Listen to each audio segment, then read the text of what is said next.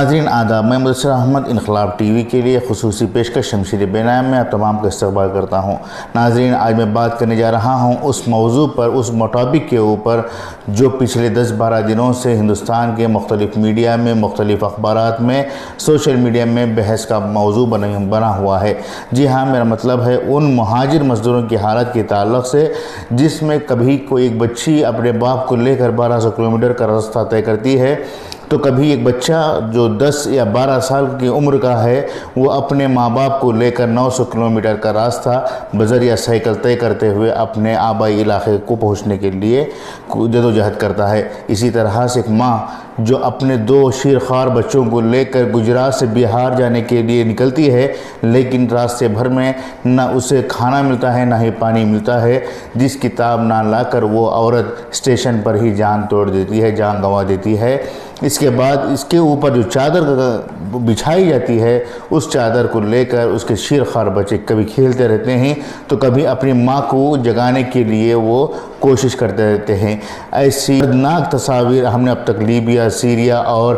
لبنان جیسے مقامات کے دیکھے تھے، جس میں مہاجر بچوں کو تڑپتے ہوئے دیکھا تھا، لیکن آج یہ حالات ہمارے ہندوستان میں، ہمارے بھارت میں دیکھنے کو مل رہے ہیں، وہ بھی محض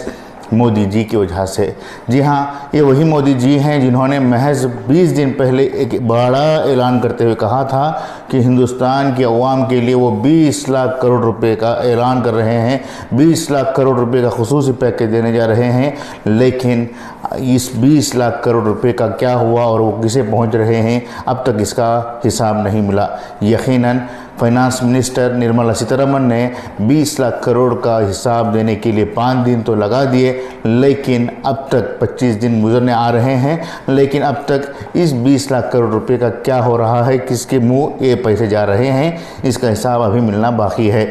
ممکن ہے کہ یہ حساب کتاب بھی دوسرے گھوٹالوں کی طرح غبن ہو جائے گا یا پھر لوگوں کے سامنے آئے گا ہی نہیں۔ اس دوران ایک راحت کی بات یہ رہی ہے کہ سپریم کورٹ نے ان تمام حالات کا جائزہ لیتے ہوئے مرکزی حکومت، ریاستی حکومتوں اور ریلوے کو احکامات دیے ہیں کہ وہ فوری طور پر مہاجر مزدوروں کے لیے اطمینان بخش سہولیات فراہم کریں، ان کے کھانے پینے کے لیے انتظامات کریں، ان کے قیام و طعام کا انتظام کریں۔ یہ سب احکامات سپریم کورٹ نے خود اپنی طرف سے نوٹس لیتے ہوئے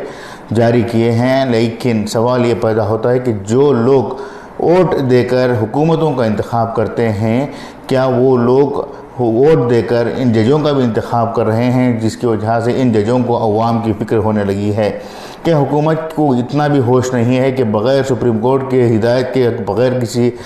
حکم کے وہ اپنی طرف سے ان لوگوں کے لیے، ان مہاجر مزدوروں کے لیے انتظامات کرتے؟ کہ یہ ضروری تھا کہ سپریم کورٹ اس میں مداخلت کرے اور لوگوں کو مدد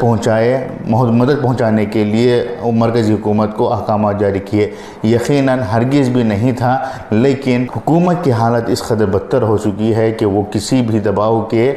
اپنے طریقے سے، اپنے طور پر فلاحی کام کو انجام دینے کے لیے آگے نہیں آ رہی ہے۔ اس دفعہ بھی مرکزی حکومت نے یہ کہہ کر پلہ جھاڑ دیا ہے کہ ریاستی حکومت نے مہاجر مزدوروں کی منتقلی کے لیے، مہاجر مزدوروں کی غذا کے لیے، اناج کے لیے انتظامات کرے، جبکہ مرکزی حکومت کا یہ فیصلہ ہے کہ وہ 20 لاکھ کروڑ روپے ہندوستان میں خصوصی پیکیج کے طور پر جاری کر رہی ہے۔ دوستو، ہمارا یہ سوال ہے کہ آخر مرکزی حکومت ہو یا ریاستی حکومت کس وجہ سے لوگوں کی تئیں اتنی لاپرواہ ہوتی جا رہی ہے؟ کیا یہ ایک ایسے انقلاب کے منتظر ہیں جو جرمنی، فرانس اور روس میں آیا تھا، جو عوام کی جانب سے ایک انقلاب آ کر حکومتوں کو پلٹانے کے لیے ایک اہم رول ادا کیا تھا؟ جس طرح سے ہٹلر اور مسولینی کو لوگوں نے تختہ پلٹنے کے لیے مجبور کیا تھا، کیا اس طرح کا انقلاب کا انتظار کر رہے ہیں؟ اگر نہیں ہے تو پھر کیوں حکومتیں عام لوگوں کی مدد کے لیے آگے نہیں آ رہی ہیں؟ ہماری حکومتوں سے یہ مطالبہ ہے کہ وہ عوام کے مسائل کو حل کرنے کے لیے فوری طور پر آگے آئیں، بغیر کسی دباؤ کے، بغیر کسی احکامات کے، بغیر کسی سپریم کورٹ یا اور کسی عدالت کے احکامات کے بغیر ہی وہ لوگوں کی مدد کر سکتی ہے اور مدد کرنے کے لیے آگے آنا ہی ہوگا۔ اگر وہ آگے نہیں آتی ہے تو عنقریب جو مزدوروں کا انقلاب برپا ہوگا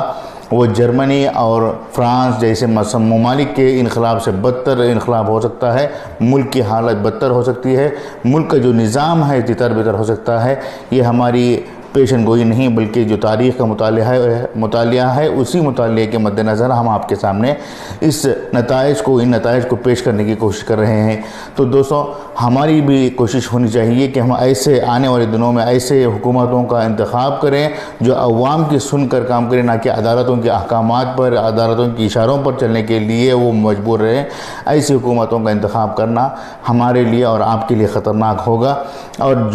جس ملک میں ہم لوگ رہ رہے ہیں، جس ملک کے آئین کے تحت ہم اختیارات ہیں، وہ اختیارات بھی ہم سے چھین لیے جائیں گے۔ اس لیے ہماری یہ گزارش ہے کہ آپ لوگ ایسے ماحول کو تیار کریں جس سے